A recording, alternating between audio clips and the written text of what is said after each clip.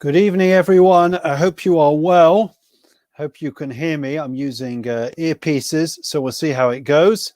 Firstly, I'd like to dedicate tonight's learning in memory of somebody very special, Yirmiyahu Yechiel ben Achava Moshe Eliezer. We wish the family long life and only simchas. So tonight we are discussing about the 5 habits of highly effective Jews. You may have heard of a similar title to this called The 7 Habits of Highly Effective People by Stephen Covey. I have to tell you, he stole the title from me. And the idea is that obviously we want to discuss tonight in the time that we have. It's not a definitive list. It's just a few thoughts that I've put together, which hopefully will enrich and give us some focus when it comes to the Jewish New Year, Rosh Hashanah, which is fast approaching. So I think the starting point is we shouldn't make any assumptions. We should all recognize that for us as Jews, it's no secret that we are very ambitious. You only have to look at the Nobel Prize winners, less than 0.25% of the world's population, and yet we have I think it's like 1/4 of the some Nobel Prizes in economics and in all sciences and all areas. We seem to punch far above our waist when it comes to accomplishment and achievement in the world. So I think there is, the starting point is for Jews over the course of our history, there has always been that recognition that we believe that we should be achieving. We're not here just to live a hedonistic existence. We are here to make our mark, to leave a legacy for the next generation, to continue and to perpetuate the values and the legacy of the previous generation. That's always the way it's been, whether it's religious or irreligious. That's always the way Jews have been over the course of time. If you have any questions or you want to make any comments, please feel free to put them in the comment section, and we welcome everyone. So the 5 habits we've chosen, the 5 habits of highly effective Jews. So Jews, as Jews, we see this world, as Orthodox Jews, we see this world as a stepping stone to the world to come. And therefore, with that in mind, therefore we are trying to, as it were, refine ourselves, to transcend our physical being, and hopefully to become, over the course of time, better and better people. If you imagine an athlete, Usain Bolt, I was watching one of his old races when he broke the Olympic record, absolutely incredible. And when you see it, they set themselves goals, and as soon as they accomplish those goals, then they move onwards and upwards, and they keep striving as they get closer and closer to what they consider perfection. So what is it that would take for us, right? Hi Estelle, welcome. What would it take for us when we are thinking about, over the course of our lifetimes, where do we want to get to? So we've spoken about this in the morning. I'm not going to repeat what we've learned in Maimonides and the works, but in short, the idea is that there is an image which we speak about of each and every one of us above, and there is us below.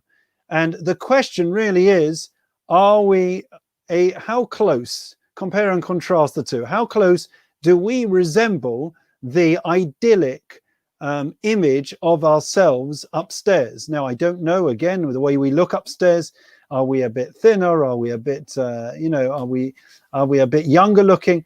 But the idea is, in terms of our souls, is what we are referring to, in terms of our essence.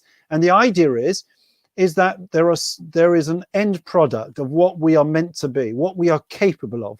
God put into us, each and every one of us, in our souls, in the divine spark he put in us, which is the essence of who we are. He put a capability, right? Now, sometimes if you think about it, take a phone, okay? Now, this is a new phone, and I can assure you 90% of all the things that they sold me on, that they said it's got these great capabilities, these new apps and these new, it can go squillions of miles an hour, it can do all types of things, and most of us don't use. If you look at your mobile phone or your computer, the capabilities are incredible, endless. And yet we probably just scratch the surface. And that is my greatest fear. My greatest fear is that at the end, when I go up to Shemaim, when you go up to heaven, and the Almighty says, right, okay, let's have a look at what I intended for you, the blueprint of Hackenbroch. And now let's see how close you came. Yeah. Do you resemble, or did you know, why is it I'm not seeing anything like what I intended for you? So that's the fear of disappointment, of not achieving and accomplishing what our potential, I think, should something which spurs us on. I remember when I was a young kid, and you may wonder why it is that I'm pushing this now. It's not really about Rosh Hashanah Yom Kippur, but it's refreshing not to talk about Rosh Hashanah and Yom Kippur. I know that sounds heretical by a rabbi, but whenever anyone thinks about Rosh Hashanah, when everyone sees me in the street or speaks to me on the phone now, all they want to know is, what's the latest restrictions? What's the latest, can we go in a garden? Can we go in our homes? Can we go into shul? So I think this is refreshing that we're going to look at the idea of growth for us, for ourselves. Hi, Rebecca, welcome. So when I was younger, there was this, actually, I think it may have been David Berman, who was one of my madrechim in Bnei Akiva, and we had this task. I have to ask him when we speak to each other on Sunday. And the task was that you had to cut out a tombstone. And they wouldn't allow it with kids nowadays because everyone's worried about the psychological well-being of kids. But you had a tombstone, and basically you were to write how you wanted to be remembered. What did you think you would be a success story? How would you want to be remembered? And it got me thinking. And I remember clearly making it, looking at it. Probably I wrote about football and all the other common interests that as a teenager or as a 12, 13-year-old I had, like everyone else. And then all of a sudden I tore it up and I realized, yeah, but that's right for the long term. When I'm thinking big and I'm thinking about, my whole life, I don't really think that's what it's all about. And that's always something that's propelled me about, what am I meant to be doing here? Or, we're all unique. There's no two people which are the same. And therefore, clearly, we are meant to achieve and accomplish and contribute to the greater good of humanity, something unique. We are like a cog in a wheel, but we are unique cog that only we can fill that space. And that's something worth thinking about. We always look over our shoulders, and we'll talk about it in a minute, at people to the left, to the right, people that are in front of us, people that are behind us. And we think, oh, who am I? What am I? What can I accomplish? I'm a nobody. I can't do anything. Yes, you can. And to deny ourselves, as we're going to speak about now, is to actually deny a bit of God. Let me explain. So the first principle, the first habit of highly effective people is the idea that we are meant and we have to believe in ourselves. To believe in yourself. Now, what does it mean to believe in yourself? What does that mean? So I'm going to show you an idea and then I'll apply it. So Rav Lev Yitzchok was known as the Kedushas Levi, the Berditchever. He was a great Hasidic master. And every personality, every rabbi, every rebbe, every master has a different, is known, like they specialized, they accentuated, they embodied a certain characteristic. And he was able to see the godless, the greatness in every single Jew. Every person he came into contact with, all he was able to see was the goodness. And this idea very much reflects his ethos. So it says in relation to Noah, we know that he was in a generation that was completely falling apart. And what did Noah do? Noah was told to build an ark. And for 120 years, he built an ark. When the waters finally came, and God said, I'm going to wipe out this whole generation because they're evil, we know that Noah tarried, he delayed, and he didn't go into the ark until he was forced in, mitnei mei hamabul, which means because of the force of the waters. It was only because the waters were forcing him in because they became so heavy. That's why he went into the ark. Rashi, the commentator, picks up on this and he says as follows, fascinating. He says, that Noach was mikatnei emunah, katan in Hebrew. Anyone know what that means? It means small. Noach was small in faith. Now the question is, which the Kedushas Levi picks up on, how can we even suggest or entertain the possibility that Noach was small in faith? After all, 120 years he built an ark. Clearly he bought into the story that God had told him and believed that a flood was coming. Otherwise he wouldn't have spent 120 years making an ark, right? So the answer, right? So what does it mean? It can't be that when Rashi says that he lacked faith, it cannot mean that he lacked faith in God, that God was going to bring the flood, because otherwise he wouldn't have built the ark. Says the Kedushas Levi, you know what his lack of faith was? His lack of faith, listen to this, friends, was his lack of faith in none other than himself. Noach didn't believe in himself.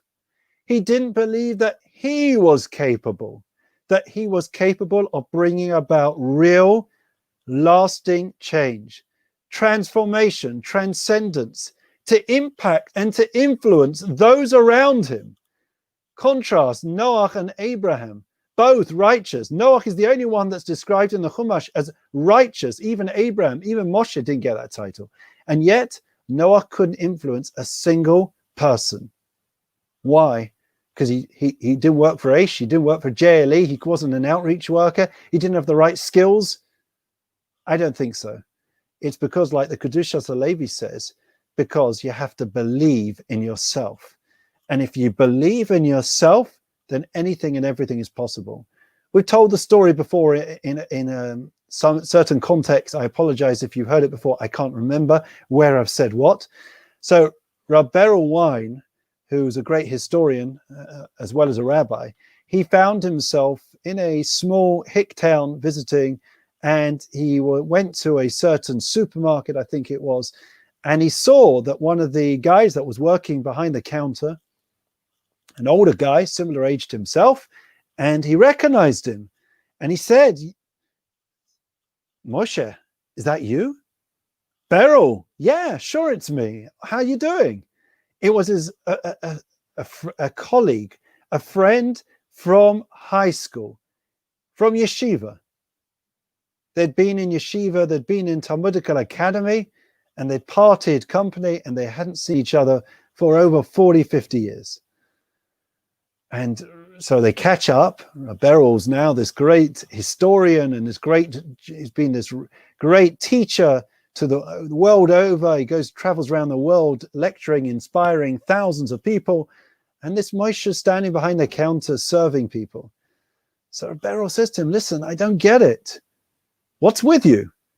What happened to you? You ended up here, serving? He says, did you not remember? Did you not know? Remember our teachers, our rebbes in high school and yeshiva? I remember them saying, I overheard a conversation between two of the rebbes, two of the teachers, and they said to the other that you had the potential to be a great, great sage, a Talmud Chochem, a great rabbi in the future. What happened? And you know what Moshe turned around to Rab Beryl Wein and said? He said, no, I never heard that conversation. It's just a pity that nobody told me. Had they told him, then Moshe would have believed in himself. He would have known that he was what he was capable of. He would have gone on to be ambitious and to reach for the stars and maybe to have become a great Torah sage. He had a great mind, so much potential. So often that is the case. They tell the story, a comical story about the husband who wins the lottery, and the wife he's won the Euro Millions, and the wife is very worried. They're poverty stricken, and she comes to the Rav of the Shtort of the town, and she says to him, I've got a big, big problem. He says, my husband, we're very poor. He says, yeah. The rabbi says, I know, it's so hard for you. He says, we just won the Euro Millions, 121 million pounds. The rabbi says, I don't get it. So what's the problem? He says, no, you don't understand. See, my husband, you know, if I tell him, he's gonna collapse. It's overwhelming. He won't be able to absorb. You know, it would knock him out. He could die on the spot from such astounding news. He's not expecting it. The Rebbe says, don't worry, I get it. You want me to tell him? No problem. I'll tell him. So off the rabbi goes, and he goes to speak to the husband. And he says, how's things? And he says, well, you know, it's very tough. We haven't been doing very well. The shop doesn't make any money. He says, yeah. He says, but let me ask you something, says the rabbi. If you were to win the Euro Millions, you know, it was 121 million this week, what would you do? You know, how would you feel about it? He says, if I won the 121 million, it's not going to happen. It's never going to happen. I don't need to think about it. I'm a poor tailor. That's my job. That's my work. And that's who I am. He says, but yes, but imagine, let's just say that it did happen. What would you do? What would be your reaction? What would you do if you won? So the man laughed. He says, listen, Rabbi, I tell you, if I win the lottery, if I won the Euro Millions, 121 million, half of it I'd give to you. And with that, the rabbi collapsed on the spot.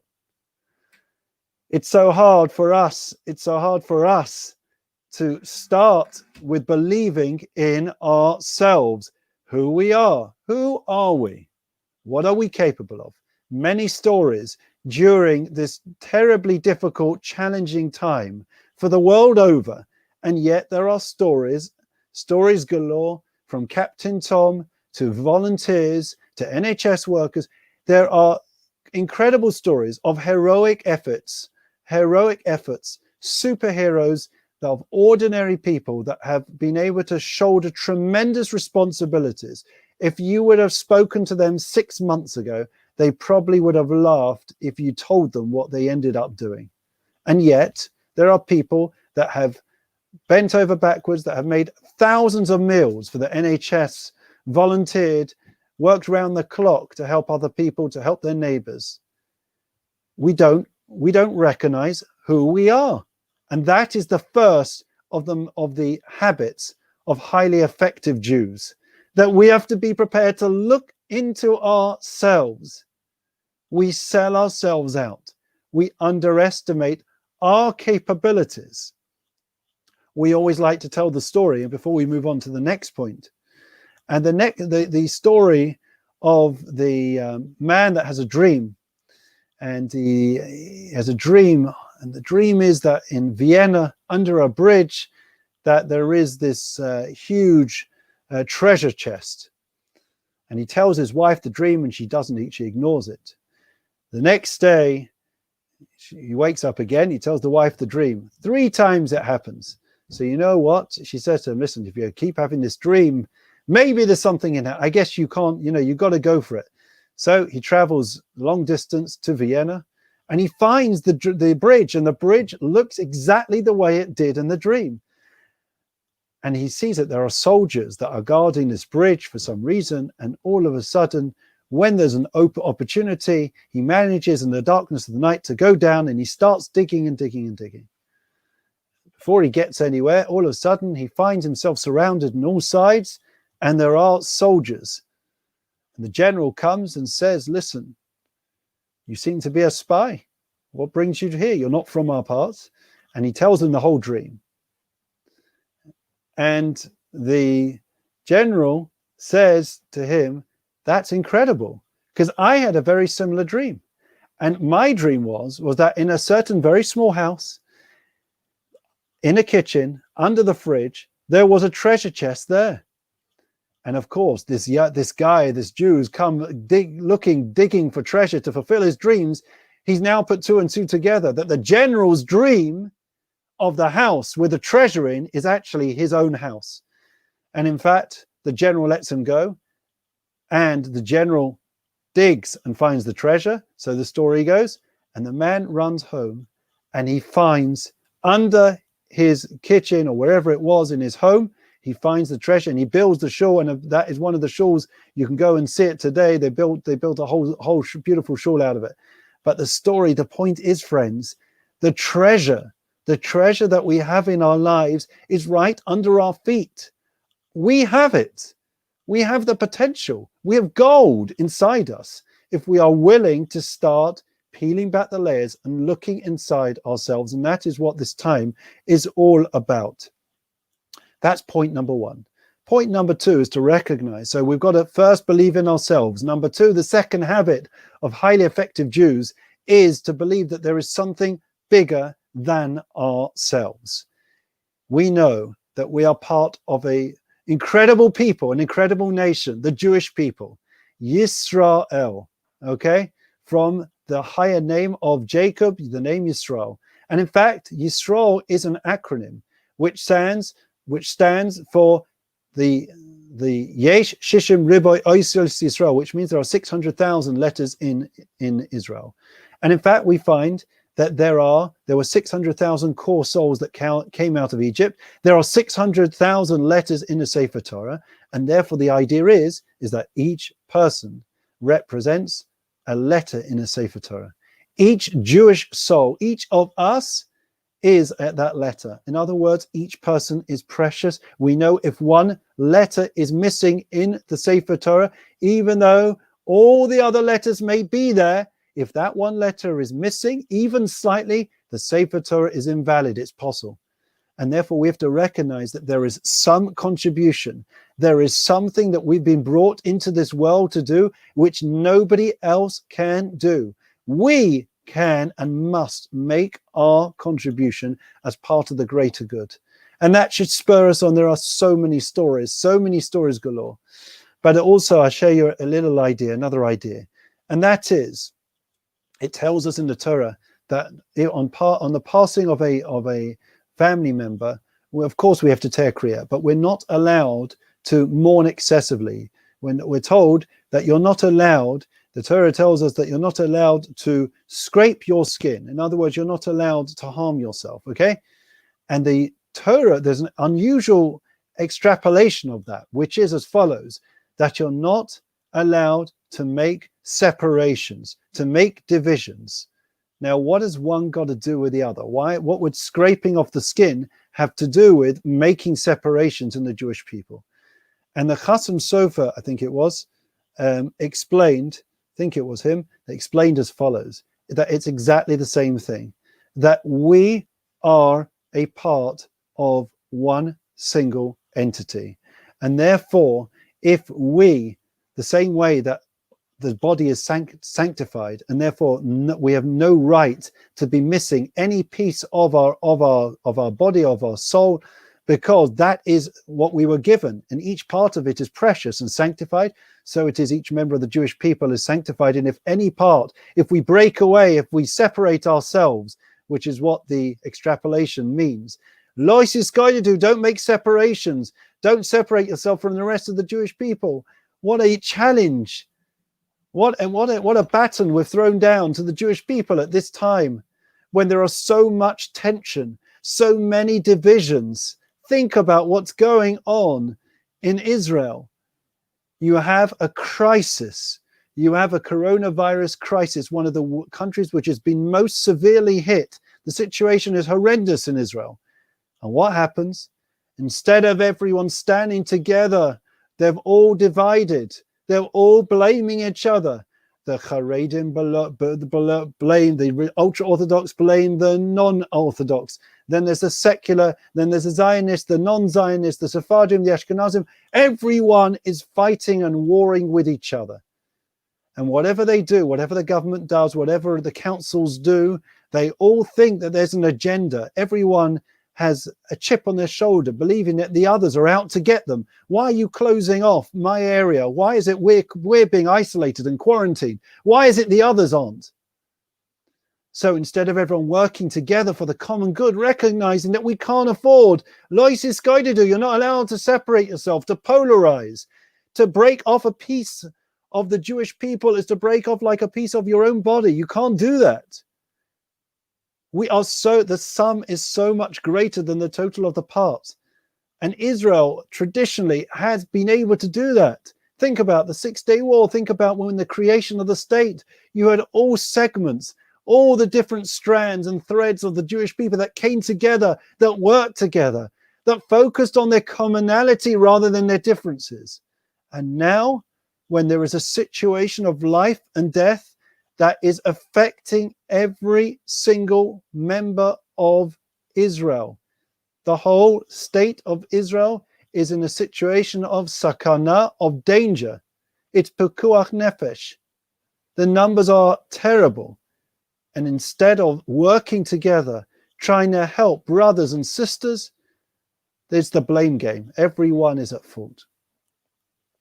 So we are bigger and better when we are able to look for the greater good, to recognize the contribution that we can make. That's what should drive us forward. That's what should drive us forward in this country and in Israel. So therefore, belief in something bigger, that I have a role to play as part of the Jewish people. Number 3 is that one of the basic things, and I think Stephen Covey writes about this, is that we have grown up in a litigious society where it is all too common, rather than take responsibility, people like to do what? They play the blame game. It's everyone else's fault. You know why I am the am? I am the way I am because I'm a victim of circumstance. It's my parents, it's my brother, it's my sister, it's the environment, it's where I grew up, it's my broken background. It's because I wasn't born with, I didn't have a great education. Every single thing that goes on in our lives, people use as an excuse to blame others rather than accepting the mantle of responsibility. And there is a fascinating insight that we find. There was a certain bird, a bird that's called the ra'ah. Ra'ah means to see. And this bird, what the Talmud tells us, was able to see. It had incredible vision. It was able to see from Babylon, from Iraq, all the way to Israel. Now, how many miles is that? I think it's around 500 miles.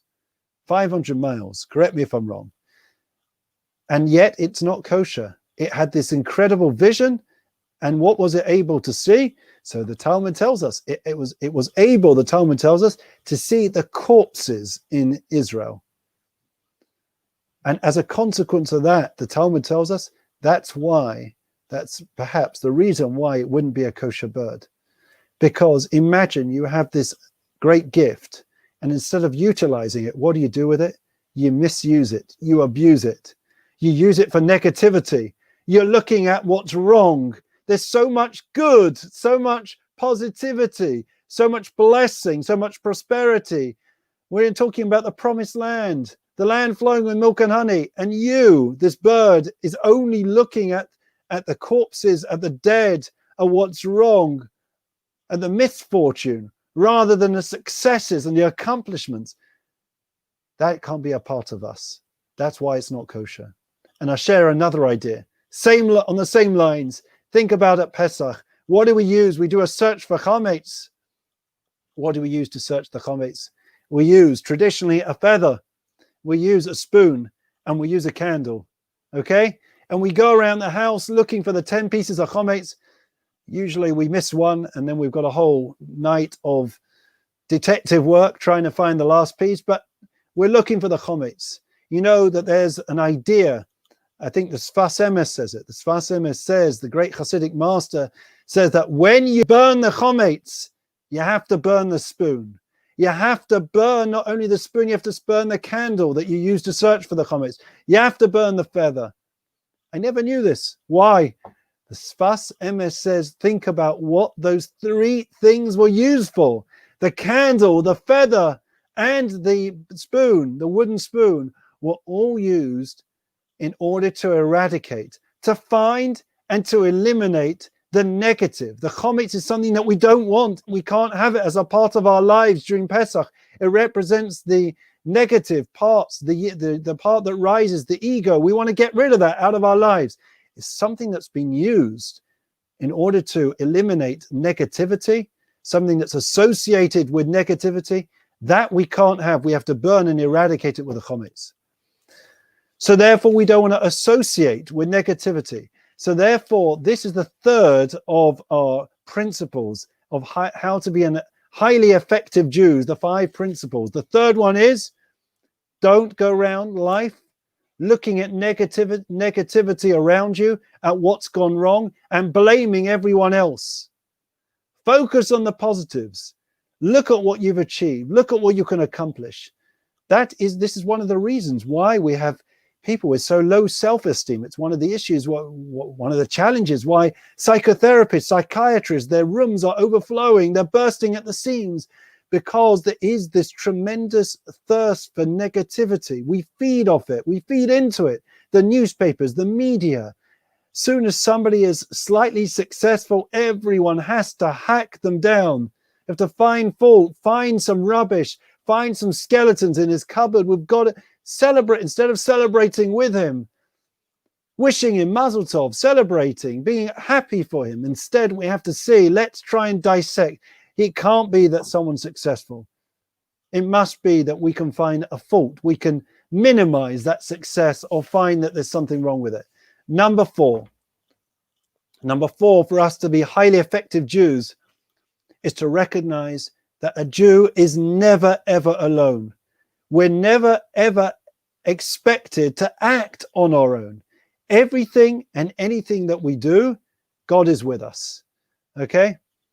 Moshe initially refused. He was the most modest of person. Moshe initially refused to be the leader of the Jewish people. Mi anoichi, he said. Who am I that I should go to Pharaoh? Ki elecha paro. Right? And he used every excuse in the book. Aros fasayim.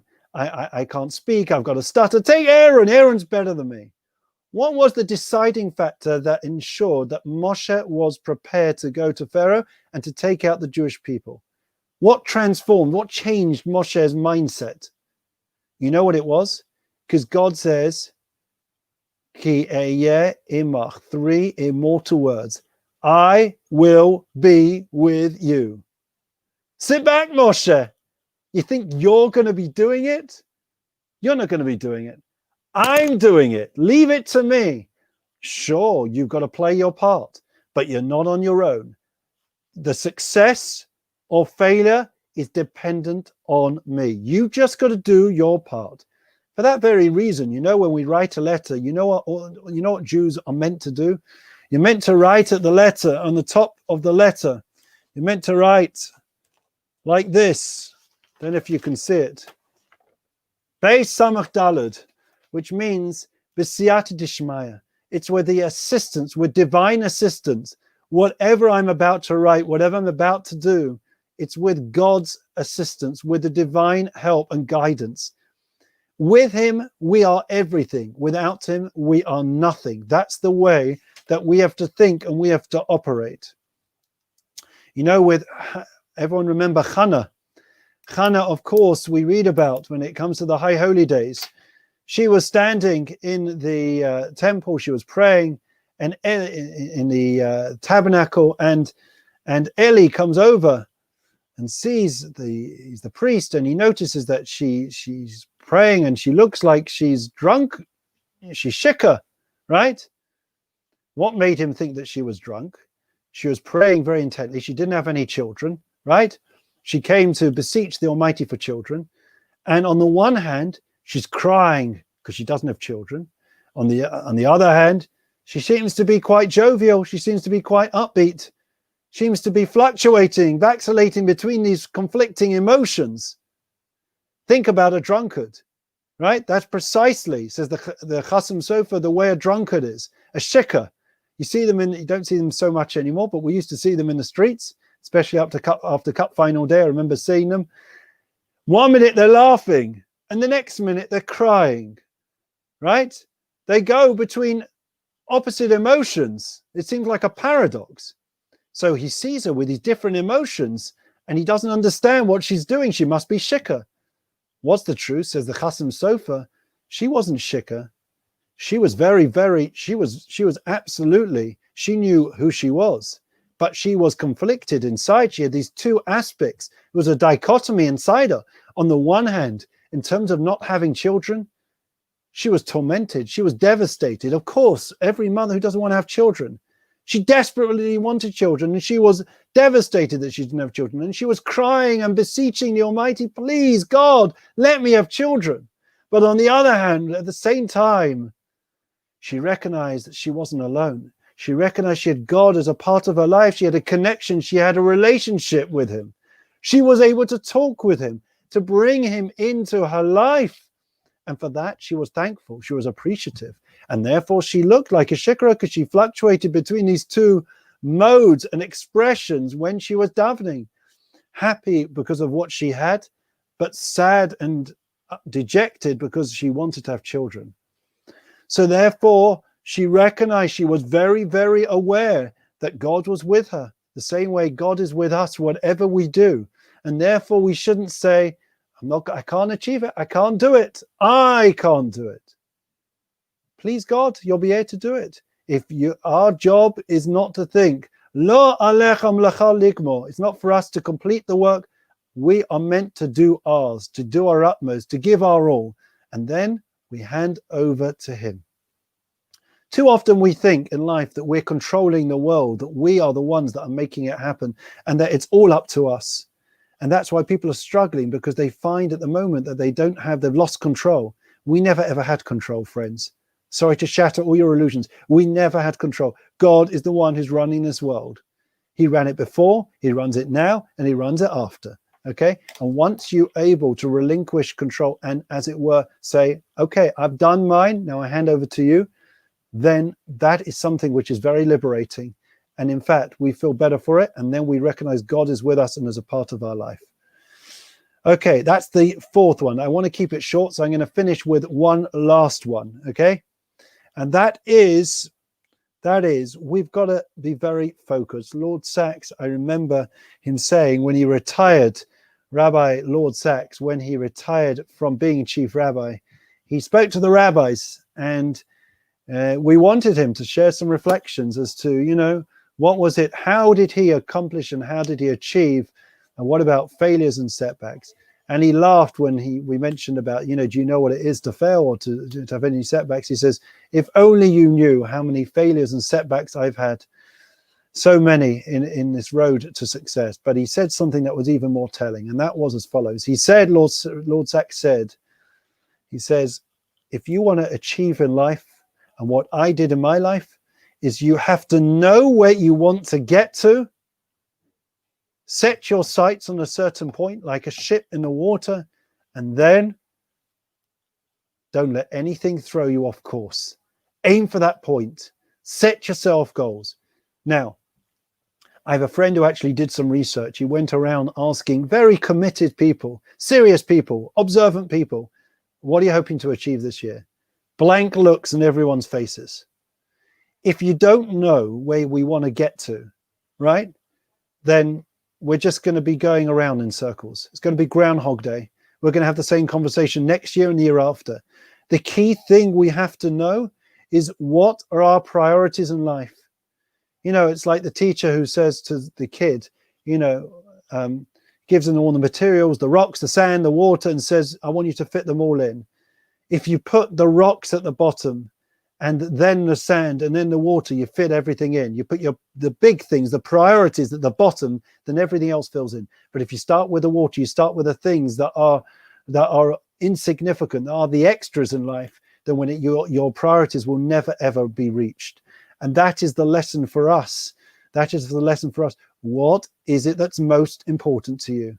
What is it that you think you want to accomplish and achieve this year? Maybe it's writing a book. Maybe it's you're going to help people, okay? Beyond material things which come and go, right? What is it in terms of you as a person, in terms of your personal development as a person?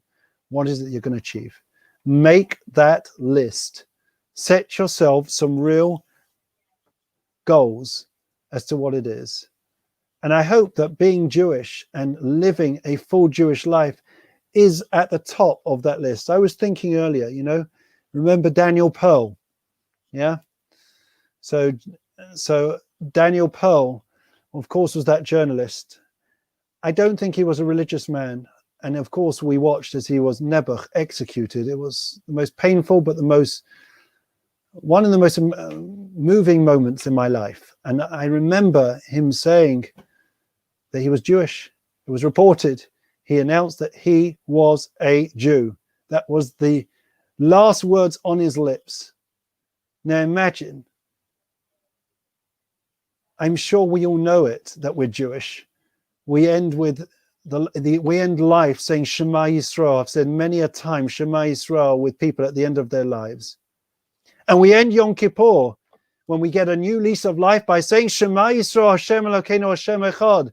We know at the end of Yom Kippur, we know at the end of our lives what it's all about. We're focused. We know our priorities. We know where we want to get to, like Lord Sachs is telling us. But somewhere along the way, we get very distracted. All the distractions of life take over us. And I'm not saying we can't have it all. Gesundheit, do it all, have it all. But make sure your priorities come first.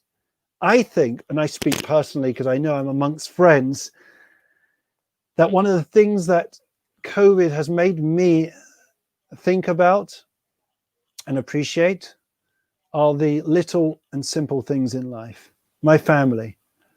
I think, and I many of you have shared with me, and I appreciate so much your reflections during this period. You know, I'll ask you, I'll be honest with you, to hug someone, yeah, to shake somebody's hand, right, to say good morning to somebody, to have a conversation in the street. It was something that we took for granted. And very often we were in such a rush, we didn't, yeah, hi, nice to see you, run, I'm so busy, I'm running, right? We miss, I don't know, I know I speak for myself and I know I speak for other people. It's becoming very, very, very difficult. We now realize what we've missed. We've missed the hug. We missed that embrace, the kiss, the love between our children, our grandchildren, our parents, the grandparents. For over 8 months, some of us, we haven't been able to hug our families because we don't want to put them at risk.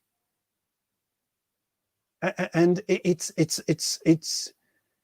something that we cannot just allow ourselves to go through, come out the other end of COVID. And I hope you don't mind me being brutal with everyone, but just to go back and say, right, now I'm going to go back to where I was. Thank you very much. And let me go back and just get on with my life, live a very fast life, very superficial, get on with it. I don't have time for anyone or anything.